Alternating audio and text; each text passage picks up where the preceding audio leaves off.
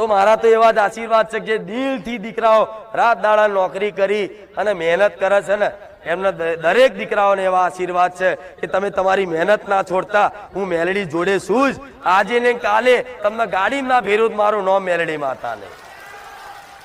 અને તમારા ગામમાં જો તમારો વટ ના રાખું ને, મને મેલડી આવીને કહેજો.